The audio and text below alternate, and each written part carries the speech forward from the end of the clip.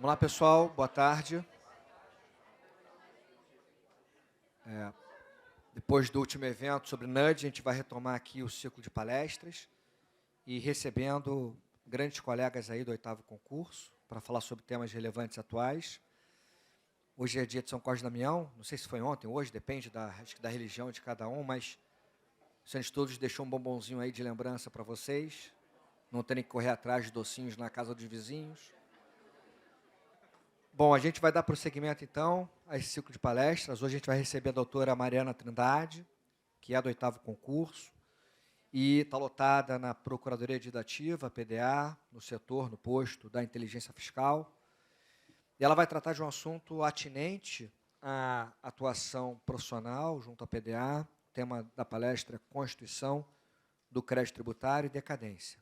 Tá? Então, sem perder mais tempo na apresentação, quero agradecer a Mariana, pela aceitação do convite aqui em fazer uma palestra para os residentes, para casa, e desejar a você, Mariana, boa apresentação. Obrigada, Rafael. Obrigada ao Centro de Estudos pela oportunidade de poder vir aqui falar um pouco sobre um tema que é muito recorrente no nosso dia a dia, na Procuradoria da Dívida Ativa, especialmente no nosso posto de inteligência fiscal. Eu quero até me desculpar aos nossos residentes e estagiários que não aguentam mais ouvir a gente falar sobre decadência, porque é um tema que realmente é tormentoso e recorrente nas nossas manifestações. A gente acaba tendo que elaborar muitas peças sobre o assunto e debate muito sobre o tema, né? Enfim, vou começar aqui. Para a gente falar de decadência e lançamento, eu vou falar de alguns conceitos iniciais do direito tributário. O lançamento tributário, ele constitui o crédito tributário. Mas antes da gente falar do crédito tributário, a gente precisa falar de fato gerador e de hipótese de incidência. A hipótese de incidência, ela é a descrição legal, abstratamente prevista, de um comportamento que, realizado no mundo dos fatos, vai gerar uma obrigação de pagamento do tributo que vai ser revertido em favor do fisco. E a diferença da hipótese de incidência para o fato gerador é que o fato gerador é quando essa hipótese de incidência é verificada no mundo dos fatos. E se a gente pudesse fazer uma escadinha, a gente tem a hipótese de incidência, em primeiro lugar, que é a previsão legal. Temos o fato gerador, que é quando ele ocorre no mundo dos fatos, essa hipótese de incidência ela se verifica no mundo dos fatos. E nasce aí a obrigação tributária. Essa obrigação tributária ela vai dar aso ao crédito tributário. E esse crédito tributário ele é o momento em que esse fato gerador ele passa a ser exigido do contribuinte. Ele pode ser exigido do contribuinte. Tem aqui esse processo, hipótese de incidência, fato gerador, obrigação tributária, lançamento e crédito tributário. Como que esse fato gerador que ocorre no mundo dos fatos, ele pode ser documentado, como ele pode ser exigido do contribuinte? É através de um procedimento administrativo que a gente chama de lançamento. Esse procedimento administrativo ele é um procedimento vinculado, previsto no artigo 142 do CTN, que é um procedimento que é feito pela autoridade tributária, porém, pode também ser feito pelo contribuinte em algumas hipóteses, como a gente vai ver. O lançamento ele tem uma natureza jurídica híbrida, porque ele constitui o crédito tributário e ele declara a obrigação tributária. Há quem diga que o crédito tributário ele nasce com a existência do fato gerador. E isso está correto. Sim, o fato gerador ocorrendo, a gente já tem o crédito tributário. Mas o Código Tributário Nacional, ele exige que seja feito um procedimento administrativo para que esse crédito possa ser exigido. Então, apesar de existindo o fato gerador, já existia ali esse crédito, ele existe, mas não é exigível. Nós temos até três escadas, assim, três graus de exigibilidade desse crédito, como se fosse uma escada pontiana do direito tributário, né? A gente tem a existência do crédito, a gente tem a sua exigibilidade e a sua execuibilidade, que aí já é quando existe a certidão de dívida ativa, quando lançado o crédito contra o contribuinte, ele não paga, e aí o fisco pode inscrever em dívida ativa, retirar a certidão de dívida ativa e executar através do procedimento previsto em lei, que é a execução fiscal, que é o que a gente faz na PDA, né? Então, a gente tem esses três degraus aí: existência, exigibilidade e execuibilidade. Por que a gente precisa falar do lançamento para falar da decadência, né? A decadência, ela é uma forma de extinção do crédito tributário, que se dá quando o fisco perde o seu direito de constituir o crédito tributário. Então, passado determinado período de tempo, a gente perde esse direito de constituir o crédito tributário contra o contribuinte e perde esse nosso crédito. Como tudo no direito, a gente precisa de segurança jurídica, então a gente precisa que seja estabelecido um tempo para o fisco efetuar esse lançamento. Aqui a gente tem o artigo 142 do CTN, que fala, que descreve esse procedimento do lançamento tributário, e a gente tem o artigo 145 do CTN, que traz para a gente um momento onde é perfectibilizado esse lançamento, que é com a notificação do contribuinte. A doutrina fala que a notificação do contribuinte no lançamento é como se fosse a publicação de uma lei. Então, a partir daquele momento em que o contribuinte ele é notificado desse procedimento administrativo, do fim desse procedimento administrativo, é que o crédito passa a ser exigível. A partir do momento em que o crédito passa a ser exigível, o contribuinte tem duas opções: ele pode impugnar esse crédito ou ele pode pagar. Apesar da gente dizer que esse crédito ele ali já está perfectibilizado, é um crédito que já pode ser exigido, ele ainda não é dotado de definitividade. A definitividade do crédito ela vai existir após a impugnação administrativa do crédito, e, em tendo sido indeferido o pleito do contribuinte, aí sim a gente tem o lançamento definitivo. Mas, para fins de cobrança e de exigibilidade do crédito, é a notificação do lançamento que vai produzir esse efeito. A notificação do lançamento, ela, em regra, se dá por aviso de recebimento, geralmente se dá por via postal, mas nem sempre é assim que ocorre. E, como a gente está falando aqui da realidade do município, eu achei importante trazer a súmula 397 do STJ, que fala que o contribuinte do IPTU é notificado do lançamento pelo envio do carnê ao seu endereço. Aqui, a gente não tem um procedimento administrativo prévio, e eu já vou dizer o porquê. Mas, como não há esse procedimento administrativo prévio, não há uma notificação propriamente dita nos termos de um aviso de recebimento. Não chega uma carta ao endereço do contribuinte. O próprio carnê de IPTU, ele faz, às vezes, dessa notificação. Então, recebendo o carnê de IPTU, o contribuinte está notificado do lançamento do IPTU. E já que a gente começou a falar do IPTU, eu vou falar das modalidades de lançamento. O CTN prevê 3 hipóteses, 3 modalidades de lançamento dos tributos. A depender da maior intensidade ou menor intensidade da participação do contribuinte nesse processo. Nós temos o lançamento misto ou por declaração, temos o lançamento por homologação ou autolançamento e o lançamento direto ou lançamento de ofício.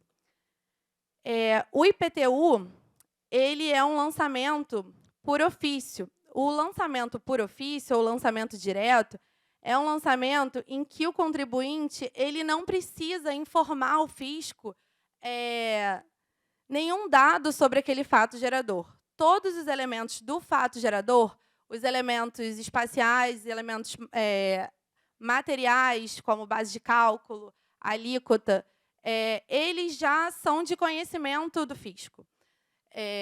Na hipótese do IPTU, a gente tem o cadastro imobiliário, e no cadastro imobiliário, a gente sabe quem é contribuinte daquele imposto. Relembrando aqui a vocês, eu vou ler o artigo 32 do CTN, que fala do fato gerador do IPTU, que é um imposto que incide sobre a propriedade predial e territorial urbana, e tem como fato gerador a propriedade, domínio útil, ou a posse do bem imóvel por natureza ou por exceção física, como definido na lei civil, localizado em zona urbana do município. Então, o município já tem no seu cadastro imobiliário os titulares dessa propriedade, desse domínio útil, e já tem a planta de valores desses imóveis.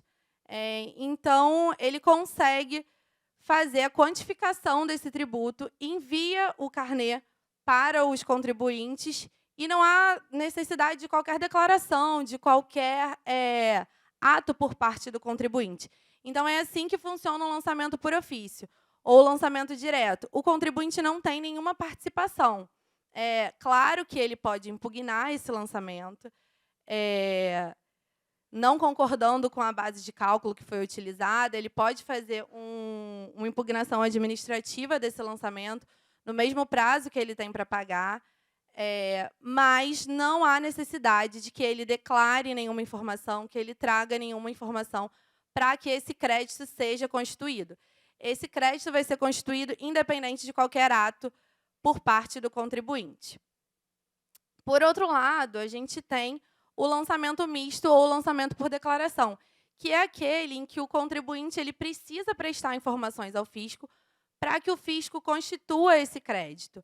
É o exemplo do ITBI, que é o Imposto de Transmissão sobre Bens Intervivos. No ITBI, o contribuinte ele leva à fazenda a sua transação imobiliária, informa o valor daquela transação e, a partir daquela informação, a fazenda ela vai calcular o imposto e emitir a guia para o contribuinte realizar o pagamento. Então, ali vai ser lançado aquele tributo a partir das informações que o contribuinte prestou.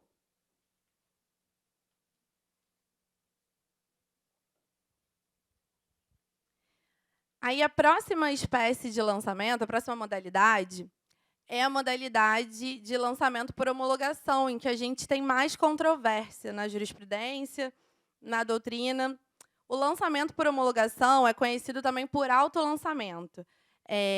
Nessa modalidade, ao contrário das demais, o contribuinte ele faz toda delimitação dos elementos do fato gerador. Ele vai calcular, vai pegar a base de cálculo do imposto, como previsto em lei, ele vai ver qual é a alíquota e vai aplicar e vai realizar o pagamento. Então, cabe ao fisco apenas a homologação desse pagamento ou a não homologação com lançamento suplementar, que a gente já vai falar mais à frente. Esse lançamento por homologação ele pode ocorrer também com uma declaração prévia. Então, há hipóteses de tributos lançados por homologação, onde há uma declaração daquele contribuinte, o que não se confunde, gente, com lançamento por declaração. Essa declaração nos impostos sujeitos à sistemática do lançamento por homologação, ela é uma obrigação acessória, que em alguns impostos vai servir como declaração de dívida apta a lançar o tributo. E aqui que começa uma certa confusão, porque na sistemática da União, a gente tem uma declaração que ela é prevista como modalidade de constituição do crédito. Então, para a União, o contribuinte, ao confessar a dívida preenchendo aquela DCFT, que é essa declaração de constituição de tributos federais, ali há a constituição do crédito, apesar de ser um imposto, um tributo, sujeito ao lançamento por homologação. O contribuinte, então, ele vai declarar e vai recolher o tributo. Só que, na União, a gente tem essa sistemática da própria declaração servir de constituição, de forma de constituição do tributo. Mariana, por que você está falando dessa declaração dos tributos federais, se a gente está falando aqui de legislação municipal, se o que importa para a gente é a sistemática de lançamento do ISS? Porque essa confusão ocorre o tempo todo para os contribuintes e o tempo todo no juízo também. Então, a gente tem que tomar muito cuidado com essa sistemática de lançamento por homologação e ficar atento ao que está disposto na nossa legislação municipal, que eu vou mostrar um pouco mais à frente. Só para terminar essas modalidades de lançamento, é preciso falar também de uma subespécie de lançamento, que seria uma modalidade de lançamento por ofício, que é o lançamento por arbitramento. O lançamento por arbitramento, ele ocorre quando a autoridade tributária, indo lançar o tributo, não consegue encontrar indícios suficientes daquele fato gerador, principalmente do aspecto quantitativo do fato gerador. Ou as declarações do contribuinte não são exatas, ou não há inscrição nos livros obrigatórios, e há indícios de que houve aquele fato gerador. Então, o que a autoridade fiscal nessa hipótese faz? Ela, analisando a documentação e as provas que se fizerem presentes ali, geralmente analisando os livros tributários de anos anteriores, empresariais, melhor dizendo, de anos anteriores, lança de acordo com os indícios que ali estão. E o próprio CTN, ele permite que assim seja feito. Nas hipóteses de inexatidão ou omissão na declaração do contribuinte, a autoridade tributária ela pode lançar por arbitramento. Claro que não é um arbitramento desarrazoado, as legislações locais vão prever as formas de arbitramento, quais são as fórmulas que vão ser utilizadas. Não é algo totalmente desarrazoado. Agora que a gente falou das hipóteses de lançamento, né, a gente vai falar dos marcos da decadência. Como eu falei, a decadência é a perda do direito do fisco de lançar o tributo, de constituir o crédito tributário. E um assunto mais tormentoso dentro desse tema é a definição dos marcos iniciais do prazo decadencial. E isso vai variar de acordo com a modalidade de lançamento do tributo. Por isso, foi importante a gente estabelecer as modalidades de lançamento do tributo. Antes de de falar propriamente dos marcos temporais, é preciso dizer que o lançamento por ofício, ele é uma hipótese, né, como havia falado, que não depende da manifestação do contribuinte, e ela pode ser utilizada, ou melhor, deve ser utilizada, mesmo em relação àqueles tributos sujeitos à sistemática do lançamento por declaração ou homologação, quando a autoridade fazendária identificar que não houve o lançamento correto do tributo. Então, ela é uma modalidade ordinária por si, autônoma, melhor dizendo, mas também pode haver o lançamento por ofício suplementar. E isso vai ser muito importante aqui, agora que a gente vai falar propriamente dos marcos iniciais da decadência. Bem, o CTN ele prevê em 2 artigos principais a contagem de prazo decadencial. A gente tem a regra geral, que está no artigo 173 do CTN. E essa regra geral prevê... Nessa regra geral, a gente tem 3 marcos temporais. Eu vou passar aqui, que eu fiz um esqueminha da regra que está prevista no artigo 173.1 do CTN, segundo a qual a Fazenda Pública tem o prazo de 5 anos contados do primeiro dia do exercício posterior àquele em que o lançamento do tributo poderia ter sido feito. Essa redação, ao meu ver, ela é muito truncada e difícil de ser visualizada, né? Então, eu acho que um esqueminha ajuda muito a gente a entender como isso funciona. Eu peguei aqui pensei no IPTU, que é um lançamento submetido à sistemática, né, de lançamento por ofício. É um tributo lançado por período certo de tempo. A gente tem que o fato gerador do IPTU ele ocorre a cada primeiro dia de cada exercício. Então, eu coloquei aí um fato gerador ocorrendo no dia 1º de janeiro de 2020. A gente tem que, ocorrendo o fato gerador no dia 1º de janeiro de 2020, o tributo já pode ser lançado no dia 2 de janeiro. Ele podendo ser lançado no dia 2 de janeiro de 2020, o exercício seguinte a esse período seria o de 2021. Então, 1º de janeiro de 2021 é o início do prazo decadencial. Aí a gente percebe que a gente ganha um aninho aí, né? A gente tem os 5 anos do período da decadência, mais esse período entre o fato gerador e o termo inicial da decadência. Essa é a regra geral do artigo do inciso 1º.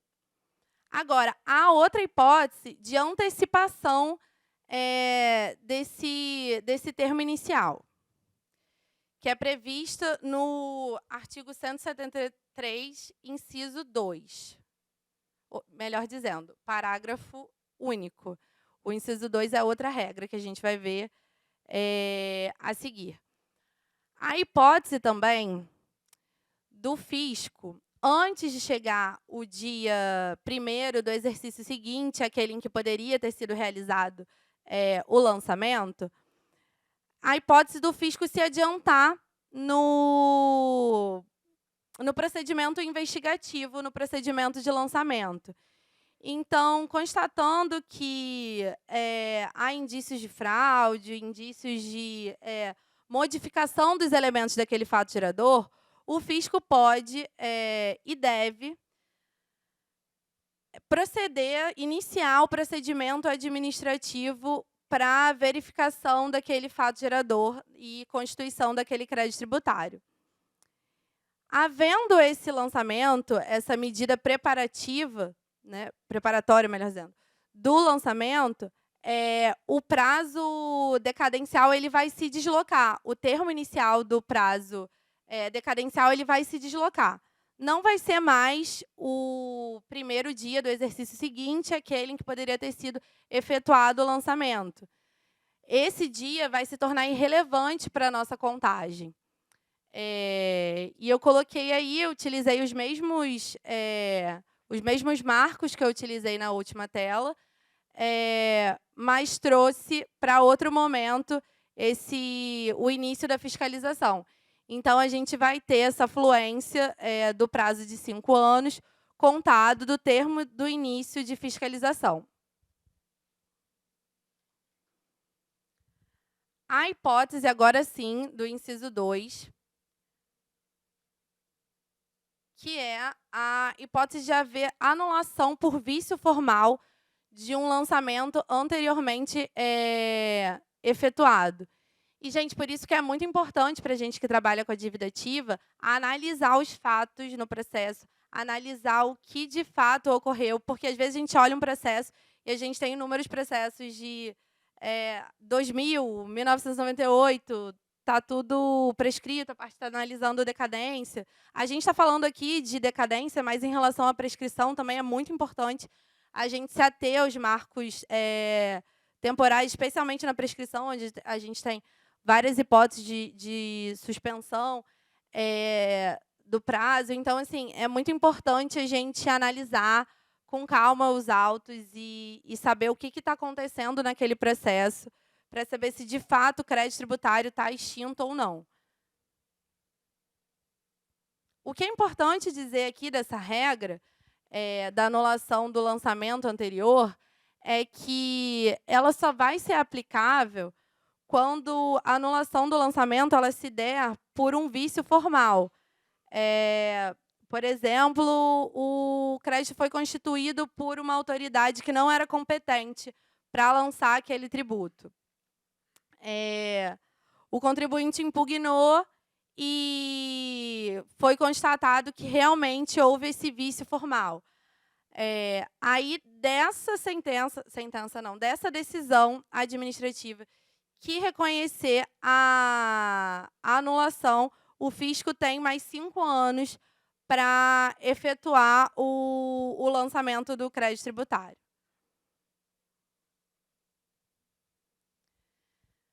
Bom, falamos das hipóteses do artigo 173. Agora, a gente vai falar de outra hipótese, que é a do 150, parágrafo 4º do CTN.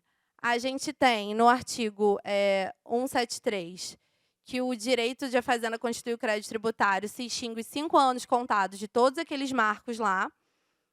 E no artigo 150, parágrafo 4º, a gente tem que o fisco tem 5 anos contados da ocorrência do fato gerador para realizar ou não a homologação daquele lançamento feito pelo contribuinte, aquele autolançamento que a gente mencionou.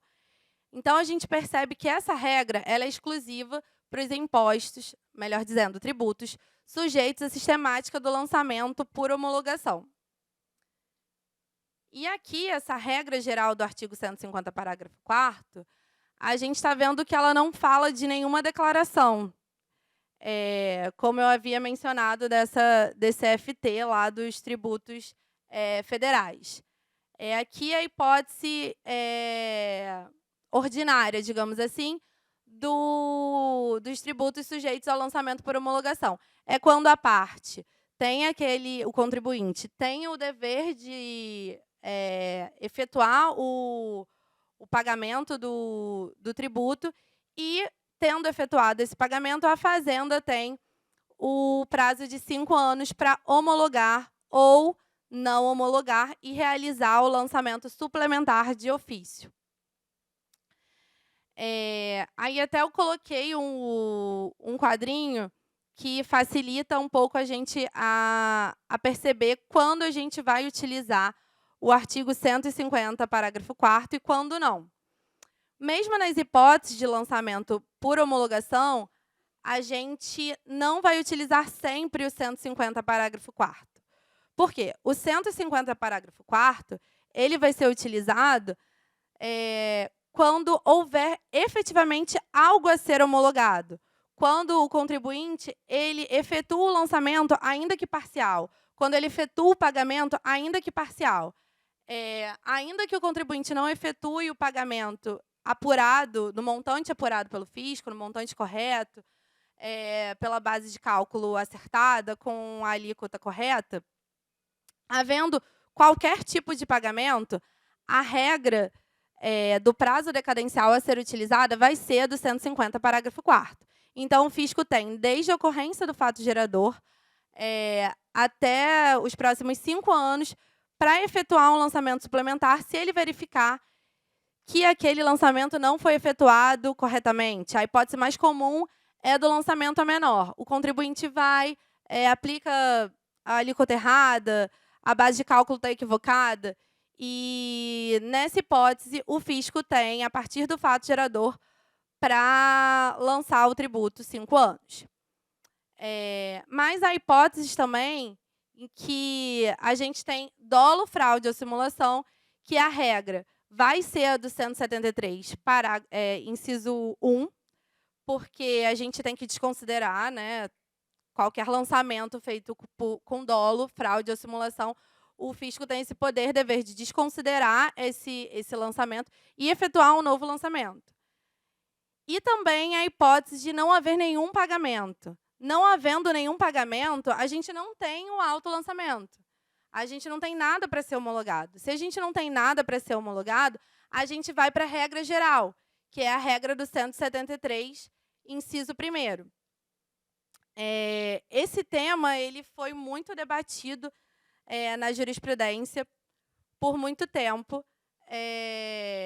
E, por um período, até gerou a tese dos 5+5, que eu vou falar em seguida.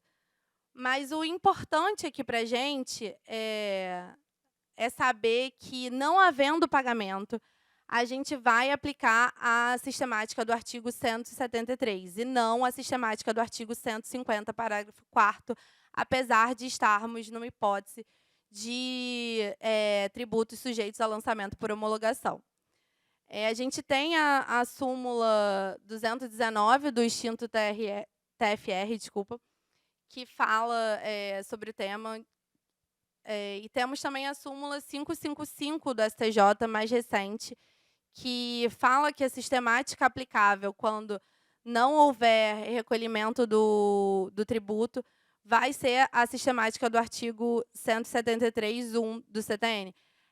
Eu só chamo a atenção para a redação da súmula 555, porque ela fala: quando não houver declaração do débito, o prazo decadencial quinquenal para o fisco constituir o crédito tributário conta-se exclusivamente na forma do artigo 173.1 do CTN. Mas eu gostaria de lembrar que não é todo o imposto, todo o tributo submetido à sistemática do lançamento por homologação que vai ter essa declaração como obrigação acessória constitutiva do crédito tributário. E eu chamo a atenção especialmente porque, aqui no município do Rio de Janeiro, a gente tem a nota fiscal carioca, que não serve de obrigação acessória constitutiva do crédito tributário. Apesar do contribuinte, ali na nota fiscal, documentar aquela obrigação tributária e o quanto que vai ser retido de tributo, aquilo não serve como declaração apta a constituir o crédito tributário. E por que não serve? Porque a lei municipal assim não previu. A sistemática da União é diferente.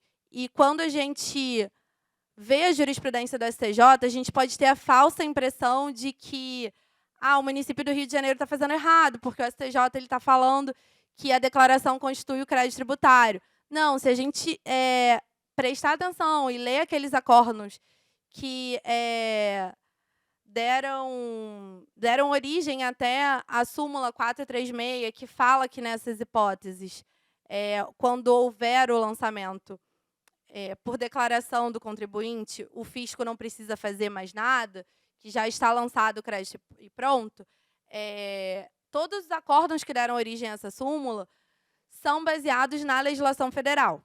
Então, a gente tem que ter isso em mente. Apesar dessa jurisprudência do STJ, o município utiliza uma sistemática diferente, e não tem nada de errado nisso, é só porque a nossa legislação municipal previu de outra maneira. Como eu falei, havia essa tese dos 5+5,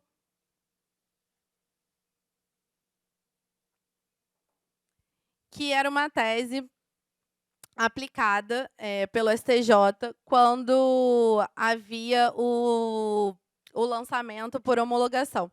O que se entendia à época?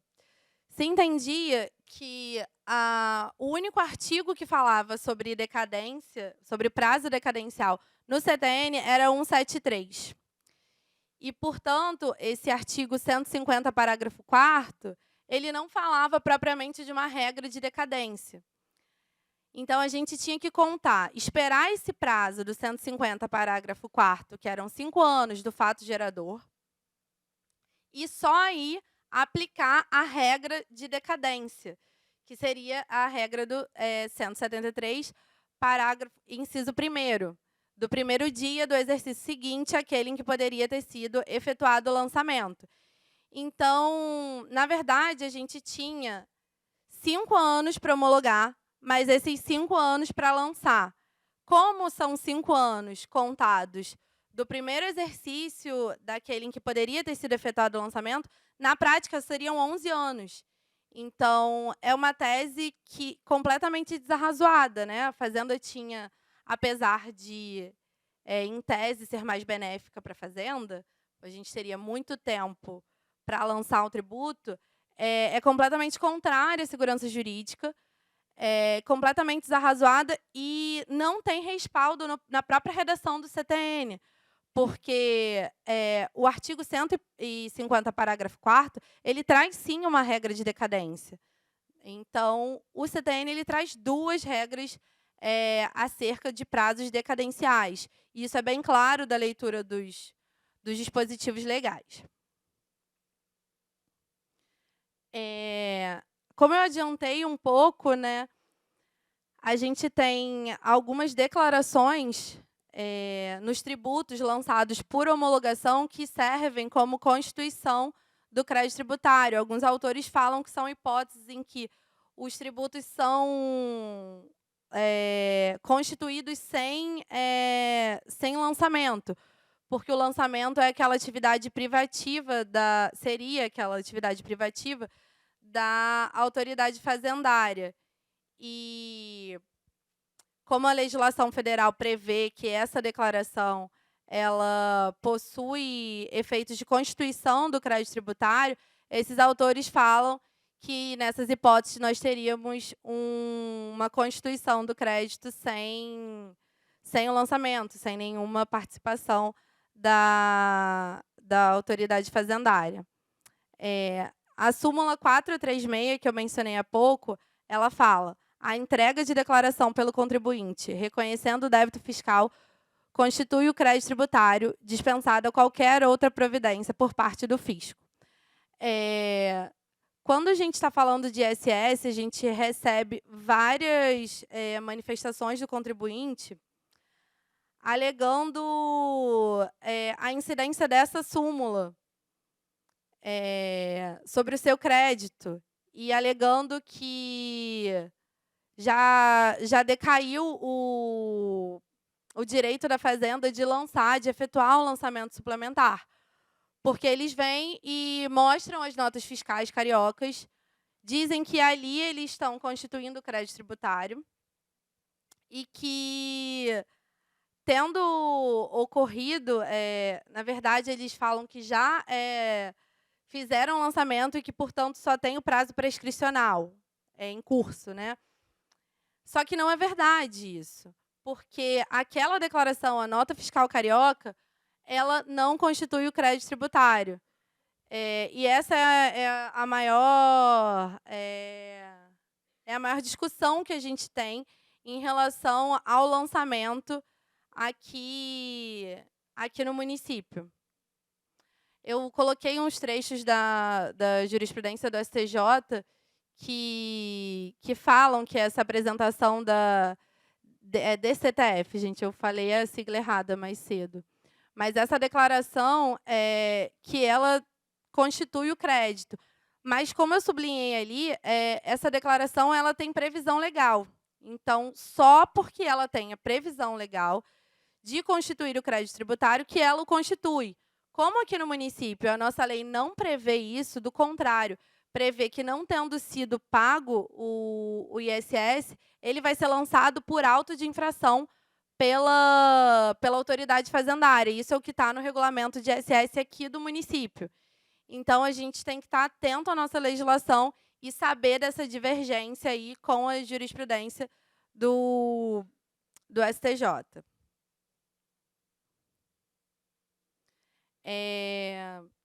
Aqui eu trago a nossa lei municipal e o decreto, para quem tiver interesse em se aprofundar no tema.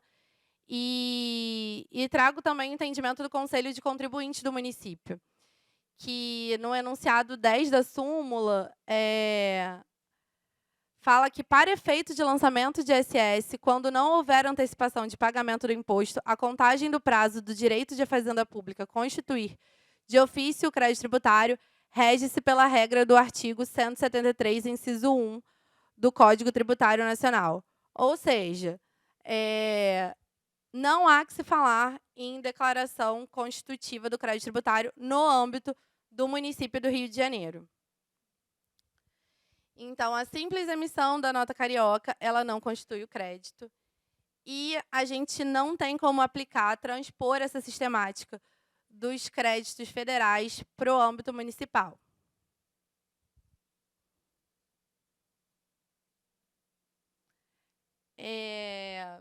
Agora que a gente finalizou essa discussão, que eu acho que é a principal, acerca da Constituição, do crédito tributário, declaração, com declaração, sem declaração, eu vou, só para terminar, mencionar essa diferença entre decadência e prescrição, que é algo que também parece muito confuso, às vezes, para alguns contribuintes, e deixar claro que a decadência é o prazo decadencial é aquele que transcorre da ocorrência do fato gerador até a constituição do crédito tributário. Então, é o período que a fazenda tem, é o tempo que a fazenda dispõe para constituir o crédito tributário. E a prescrição, ela vai passar a correr a partir da constituição do crédito tributário. Então, é importante a gente saber as formas de constituição do crédito tributário, não só para a contagem do prazo decadencial, mas também para a contagem do prazo prescricional. Porque é a partir da constituição do crédito tributário que começa a correr o prazo prescricional. Constituído definitivamente o crédito tributário, a Fazenda tem o prazo de 5 anos para ajuizar a execução fiscal, para cobrar judicialmente o seu crédito tributário. Então, é muito importante a gente se ater aos marcos temporais, a gente saber das controvérsias, a gente saber as modalidades de lançamento de cada tributo, para que a gente possa dar uma resposta adequada no processo ou no procedimento administrativo que envolva essa discussão sobre extinção ou não do crédito tributário. A similaridade entre as duas, né, decadência e prescrição, é que são duas modalidades de extinção do crédito tributário, mas a gente tem que saber que uma se conta da constituição do crédito tributário para trás e outra da constituição do crédito tributário para frente.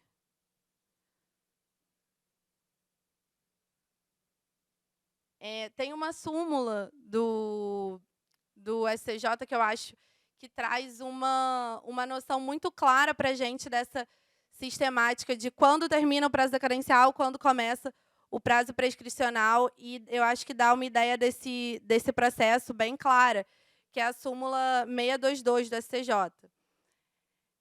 E ela fala também de notificação do auto de infração, se referindo aqui à hipótese de não haver um pagamento no crédito, no tributo, sujeito à sistemática de lançamento por homologação, e onde a autoridade fazendária precisa lançar através de um auto de infração. Ou seja, a autoridade fazendária, constatando que não há um lançamento, não há um recolhimento do tributo, ela precisa lançar. E como ela faz isso? Através de um auto de infração. Aí ela lança o tributo e a multa correspondente ao não pagamento. Tudo ali naquele auto de infração. Então, a súmula fala: a notificação do auto de infração faz cessar a contagem da decadência para a constituição do crédito tributário.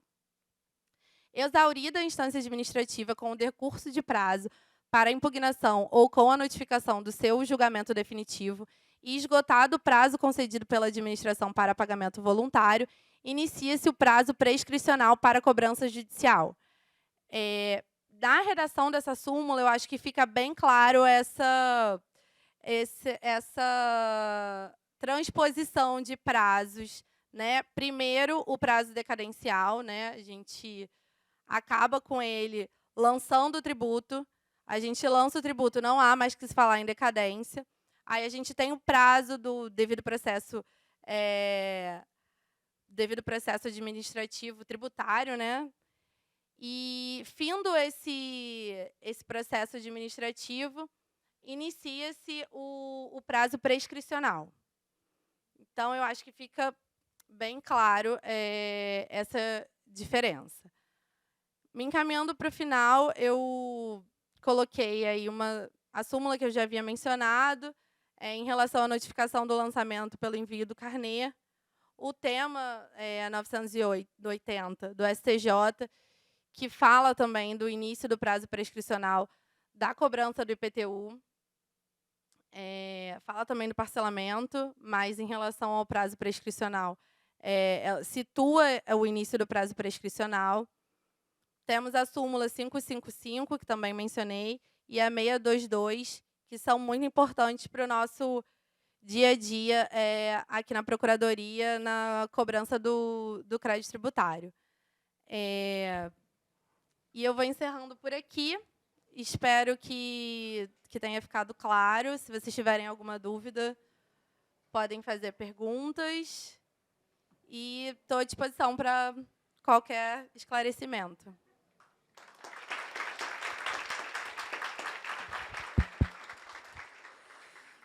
Obrigado, Mariana. Foi ótima a palestra, muito didática, muitos detalhes importantes e é um tema super atual para a prática aqui na advocacia pública da PGM do Rio de Janeiro, mas para qualquer advocacia pública, essa preocupação com a decadência, com a prescrição, é um problema que nos aflige muito, né? O tempo que eu fiquei na dívida ativa, na fase de recursal, grande parte do acervo discutia, se não a decadência, muito a prescrição. Então, é muito importante falar desse assunto.